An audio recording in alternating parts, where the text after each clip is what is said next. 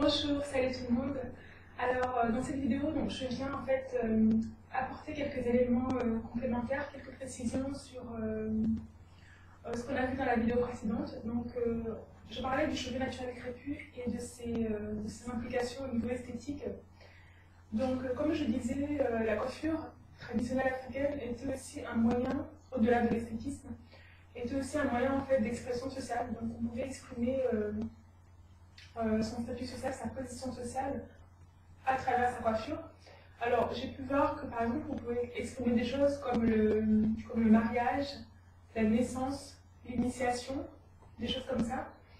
Et c'était pas juste des coiffures nues comme ça, il y avait aussi tout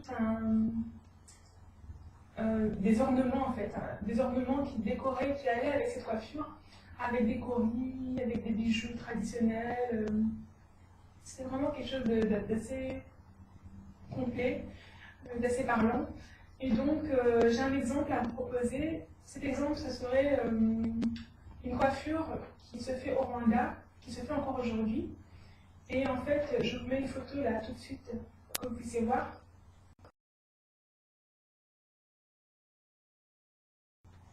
Voilà, donc comme vous avez vu, c'est une coiffure qui est très simple, qui consiste en un afro. Voilà, l'afro de taille aléatoire selon la longueur des cheveux de la personne. Et surtout qui est ornée d'une couronne, c'est pas un serre-tête en fait, c'est vraiment une couronne qui est fermée. Et cette couronne-là est faite en tige de la plante qui donne le sorgho.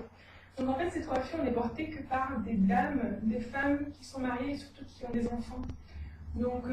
C'est une coiffure qui symbolise en fait le fait d'être parent, c'est-à-dire la maternité pour les dames. C'est vraiment un symbole de la maternité. Donc il faut tout être réuni dans cette coiffure pour avoir toute sa signification, parce qu'on peut trouver des coiffures similaires, mais pas avec le même objet. Mais donc le fait d'avoir cette couronne-là en tige de la plante du sorgho, c'est vraiment ce que ça signifie. Donc cette coiffure-là s'appelle Urugo Oli. Voilà, je vous mettrai le nom si ça vous intéresse de savoir. Voilà, donc l'autre chose que je voulais dire, c'est en fait le fait que la coiffure dans la tradition africaine est quelque chose qui se transmet, enfin l'art de la coiffure, pardon, l'art de la coiffure est quelque chose qui se transmet de mère en fille, donc au sein des familles. C'est vraiment, voilà, la mère initie, si je peux dire, en tout cas, transmet son savoir-faire à la fille, et la fille l'apprend une fois qu'elle le connaît, qu'elle le maîtrise, elle ajoute en fait son petit savoir-faire. D'ailleurs, aujourd'hui, enfin, sa petite touche personnelle, pardon. Aujourd'hui, on peut voir que ça continue en fait. Je pense que vous avez pu voir que dans beaucoup de familles africaines, voilà, on a tendance à coiffer en famille, avec les dames de la famille, les dimanches, je sais pas moi, le jour, il y a toujours des jours comme ça dans la semaine où on se met à coiffer. C'est un moment convivial, de partage, d'échange, et en fait c'est comme ça que l'art de la coiffure se transmet et donc se perpétue. Alors je dis l'art de la coiffure, pourquoi? Parce que déjà c'est l'expression qui est comme ça, mais quand on regarde bien, c'est véritablement un art, parce que déjà il y a tout ce savoir-faire, et il y a aussi le résultat obtenu. Le résultat obtenu, c'est des coiffures qui sont artistiques. D'ailleurs, il y a un peu partout en Afrique, je pense qu'on trouve des statuettes qui ont reproduit des personnages avec les coiffes vraiment très très précisément. Comme quoi, c'est pas quelque chose d'anodin en fait, tout simplement.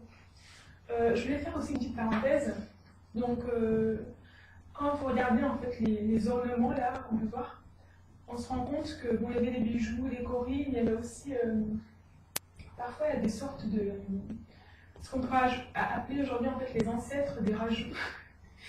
C'est tout ça pour dire qu'en fait les rajouts, le concept du rajout dans le cheveu naturel crépus africain, c'est pas quelque chose de nouveau là qu'on a inventé au XXe siècle.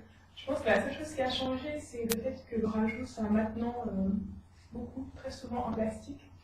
Mais voilà, il y avait des sortes de fils, je sais pas, des lianes. Bon, je dois encore faire des recherches, mais je pense que vous voyez ce que je veux dire. Et puis bon, même si c'est pas un rajout qui est là pour allonger, pour juste construire à la longueur, il y a d'autres types de rajouts qui donnent une certaine forme, qui permettent de tenir la coiffure dans telle ou telle position. Voilà, non, c'était juste une parenthèse. Alors donc, avant de finir, je voulais quand même vous dire, donc, il se peut que vous me demandiez, mais pourquoi est-ce que je vous parle de tout ça? Voilà, où est le rapport avec le bon sens, des choses comme ça. Donc, je parle de ça en fait parce qu'aujourd'hui, on peut observer un peu partout qu'il y a vraiment un retour au naturel, hein, au niveau capillaire. Les gens sont en train de vouloir retourner au naturel. Je trouve que c'est vraiment formidable, c'est magnifique, franchement. J'en suis très très très très contente. Et je parle de ça parce que, comme le nom l'indique, en fait, c'est un retour. Donc, et en plus, qu'il y a un retour naturel, ça veut dire que littéralement, on n'invente rien du tout, quoi.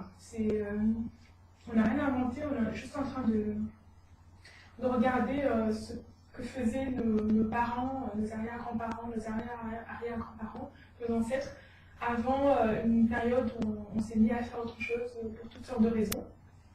Donc voilà.